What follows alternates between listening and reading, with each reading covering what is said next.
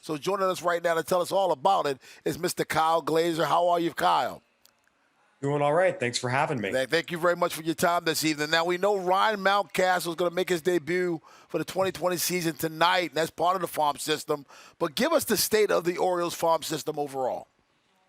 It's continuously improving. And look, a big part of that is this is a team that's had a lot of high draft picks in recent years. But anytime you can add someone of Adley Rutschman's caliber, as they did last year, that's going to be a boon to the system. They've had picks like Grayson Rodriguez and DL Hall that have worked out well so far. And adding HESTON KJERSTAD, he was a little bit of a surprise at the #2 overall pick this year, but this is a very, very talented player. A lot of teams had as a top 10 caliber pick. So you've added two really good arms, two really good pitchers. Two really good arms and two really good hitters in the first round, the last couple of drafts. That's a really, really nice way to start an uptick in the overall quality of the farm system. Well, we know you all have the Olds ranked number 12, the 12th system overall, and they've really improved on their international efforts. How much does that impact either positively or negatively in the overall rankings? We're not going to see the overall impact on that for a couple of years. The Orioles only very, very recently, within the last year or two, under the new regime, really got back into the international market. And a lot of these kids are signing at 16, so it's going to be 6, 7, 8 years before you see the payoff in the majors. So as of right now, that wasn't a huge factor in their farm system rise. But at the same time, some of these kids will turn out to be something good for the Orioles in the major leagues. And that's a nice talent pipeline the Orioles had not tapped into for quite a while up until about a year or two ago. The Orioles have been surprising, Kyle, for 2020, but this team is expected to kind of contend moving forward.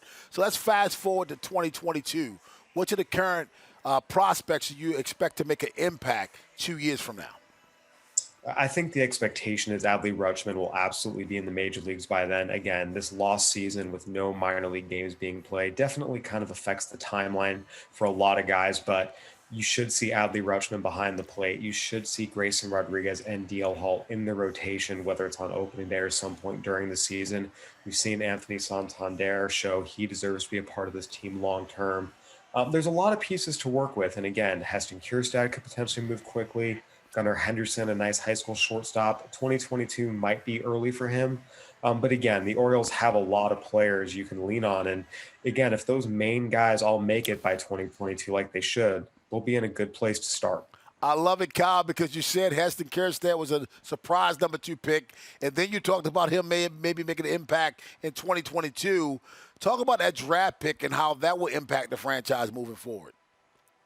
I mean, anytime you can add a potential power hitting left-handed bat who can play an everyday corner outfield, that's going to be something that's very, very valuable to the franchise moving forward. HESTON KJERSTAD was one of college baseball's best hitters in Arkansas, long track record of production.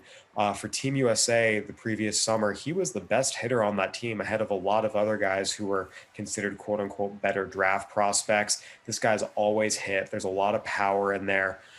Again, he was a surprise at #2 overall, but if he'd gone #6 or 7 overall, no one would have batted an eyelash. This is a very talented player that, given his pedigree as an advanced college hitter, could absolutely move quickly. We see a lot of those top college bats get to the majors sometimes within 2 years of being drafted. KJERSTAD's a guy who has a chance to be another one of them.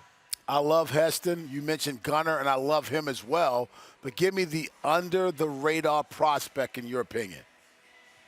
You know, there's two pitchers here. It's tough to say they're under the radar because people know them, but Dean Kramer and Zach Lowther, these are two pitchers who have always performed, and especially in Lowther's case, being left-handed, there's so many avenues for him to be a successful pitcher.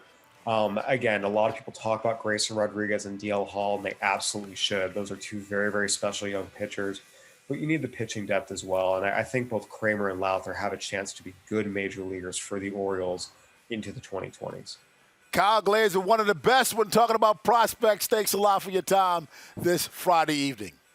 My pleasure. Thank you for having me. Thank you.